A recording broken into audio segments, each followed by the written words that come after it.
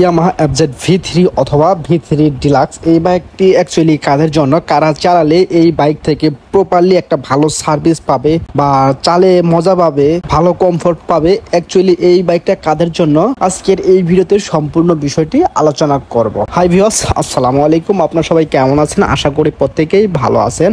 আজকের এই ভিডিওটি দেশ কিংবা দেশের বাইরে থেকে যে যেখান থেকে দেখছেন আপনাদের প্রত্যেকে জানাই আন্তরিক শুভেচ্ছা ও অভিনন্দন। আর আজকের এই ভিডিওটি অ্যাকচুয়ালি করার উদ্দেশ্য হচ্ছে, আমি এই বাইকটি চালাচ্ছি, এই বাইক থেকে আমি যেরকম সার্ভিস পাইতেছি এইটা নিয়ে আমি আপনাদেরকে জানাবো যে অ্যাকচুয়ালি এই বাইকটা কাদের জন্য বেস্ট হবে। অনেকেই আমার কাছ থেকে জানতে চেয়েছেন যে ইয়ামাহা এফজেড V3 অথবা ডিলাক্স এই বাইকটা অ্যাকচুয়ালি কাদের জন্য বেস্ট হবে। আশা করি এই ভিডিওটি আপলোড হওয়ার পর থেকে আপনাদের যে কোশ্চেনটা ছিল সেই কোশ্চেনের অ্যান্সারটা আপনারা পেয়ে যাবেন। অ্যাকচুয়ালি প্রথমেই আমি এই বাইকটার কথা বলবো যে এই বাইকটি কারা চালাইলে প্রপার একটা সার্ভিস পাবে। শুরুতেই আমি একটা কথা বলবো, সেটা হচ্ছে আপনারা যদি লং রাইড করেন এবং আপনার বাইকের লুকসের প্রয়োজন নেই এবং বাইকের কমফোর্ট দরকার, আপনার টপ স্পিডের দরকার নেই, তাদের জন্য অ্যাকচুয়ালি এই বাইকটা থেকে আপনি পর্যাপ্ত টপ স্পিড পাবেন সেটা কিন্তু পাবেন না। আর এই বাইকের যে লুকস, এই লুকসটা আসলে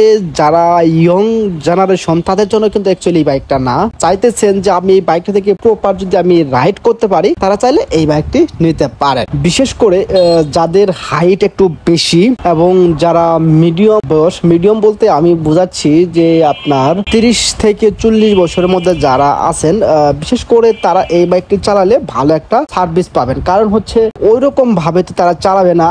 কারণ হচ্ছে একজন যারা 30 থেকে 40 বছর বয়স, তারা সম্ভবত 40 থেকে 45, 50, 55 এরকম টানলে কিন্তু এনাফ।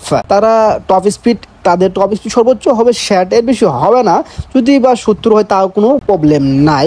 আর বিশেষ করে এই বাইকটা যদি লং রাইড করেন সেক্ষেত্রে আমার মনে হয় যে বেটার হবে। কিন্তু এখানে একটা শর্ত আছে, সেটা হচ্ছে আপনি যদি হাইওয়েতে রাইড করেন, আপনি যে প্রপারলি একটা বাইক ওভারটেক করবেন তা কিন্তু করতে পারবেন না। এই ইয়ামাহা এফজেড V3 কে যদি আপনি প্রপারলি কোনো বাইকে বা কোনো গাড়িকে বা কোনো যানবাহনকে ওভারটেক করতে চান, তাহলে আপনার কনফিডেন্স সহিত ওভারটেক করতে হবে, আপনার ধারণা থাকতে হবে বা আপনার আইডিয়া করতে হবে যে আমি এই গাড়িকে ওভারটেক করতে পারবো কিনা এই স্পিডে। এটা কিন্তু আপনার অবশ্যই জানা থাকা লাগবে। আর আপনি যদি ওভারটেকিং এর ক্ষেত্রে আপনাকে বিশেষ করে মনোযোগ সহকারে আপনি ওভারটেকিং করতে হবে। কারণ হচ্ছে আপনার বিশেষ করে ওভারটেকিং এর সময় অ্যাক্সিডেন্ট হওয়ার সম্ভাবনা কিন্তু বেশি থাকে, তাই ওভারটেকিং এর সময় খুব ভালোভাবে ওভারটেকিং করতে হবে। 2 নম্বরে হচ্ছে এই বাইকটা আপনাকে কিছুদিন পর পর কিন্তু মাস্টার সার্ভিস দিতে হবে। আর মাস্টার সার্ভিস বলতে যে আপনাকে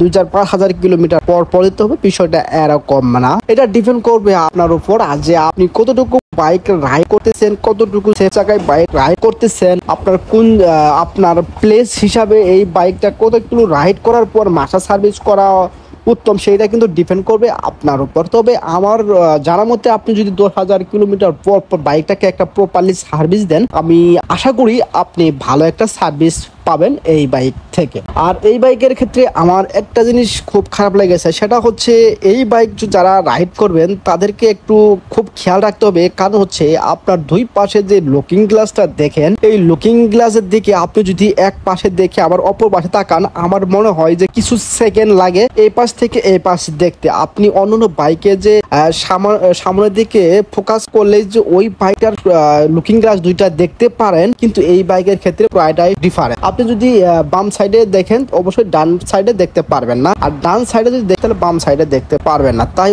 অবশ্যই আপনি এই দিক থেকে কেয়ারফুলি ভাবে আপনাকে লুকিং গ্লাসের দিকে তাকাইতে হবে। অবশ্যই আপনি লুকিং গ্লাস ছাড়া কিন্তু বাইক রাইড করবেন না। যদি লুকিং গ্লাস ছাড়া বাইক রাইড করেন সেই ক্ষেত্রে আপনার অ্যাক্সিডেন্ট হওয়ার সম্ভাবনা থাকতে পারে। আরেকটা কথা বলে নিচ্ছি, সেটা হচ্ছে এই বাইকটা যারা চাকরিজীবী, আপনার চাকরি করার জন্য প্রতিনিয়ত বাইক রাইড করতে হয়, তারা এই বাইকটা নিতে পারেন। এবং কৃষিকাজ করেন কিন্তু আপনার টুকটাক বাইকটা রাইড করা লাগে, তারাও চাইলে এই বাইকটা নিতে পারেন। তবে আমার জানা মতে স্টুডেন্টদের জন্য এই বাইকটা মেস্টপি চলে, কিন্তু আপনি যদি ইয়ং জেনারেশন হন তাহলে হয়তো আপনার অভিরুচি যদি লুকসের দিকে যান, টপ স্পিডের দিকে যান, তাহলে অবশ্যই আমি বলবো যে এই বাইকটা আপনার জন্য না।